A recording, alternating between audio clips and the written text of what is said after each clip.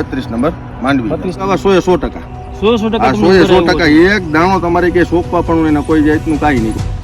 નમસ્કાર ખેડૂત મિત્રો, પ્રમુખમ સીડ વતી દિલીપ પ્રજાપતિ હું આપનું હાર્દિક સ્વાગત કરું છું. અત્યારે જે આપણે ધોરાજી ગામના એક પ્રગતિશીલ ખેડૂત મિત્રની વાડીએ મગફળીનો પ્લોટ જોવા માટે આવ્યા છીએ.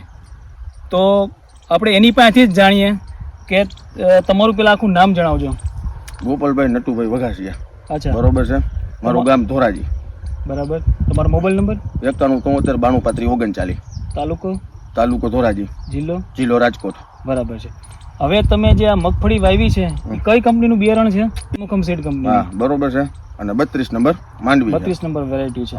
અને કેટલા વીઘાનું વાવેતર હશે તમારું મગફળીનું? મગફળીનું વાવેતર છે 10 વીઘાનું વાવેતર છે. 10 વીઘાનું વાવેતર છે. અને કયા સમયે મગફળી વાવી હતી તમે?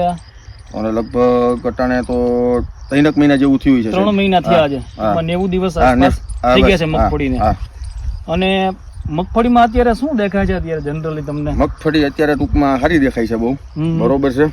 પણ મારે 2 ફેરી હપ્તે વાવેતર થયું હતું 10 વીઘામાં.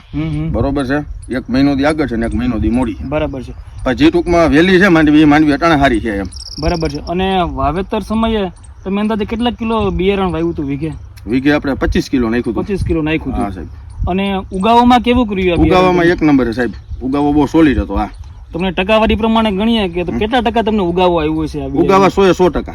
100% એક દાણો તમારે કે સોંપવા પણ એના કોઈ જાતનું કાંઈ નહીં, કોઈ વસ્તુ. કારણ કે ઘણા ખેડૂતોની ફરિયાદ હોય છે કે મગફળી અંદર ઉગાવાના પ્રશ્ન બહુ મોટા રહેતા હોય છે. આપણે ઉગાવો 100% ટૂંકમાં મળ્યો છે. ટૂંકમાં તો એના માટે તમને એક પ્લસ પોઈન્ટ કહેવાય ફાર્મરને કે ઉગાવાનો 100% હોય તો તમારે બિયારણનો પણ વધારાનો ખર્ચો પણ કરવાની જરૂર નથી.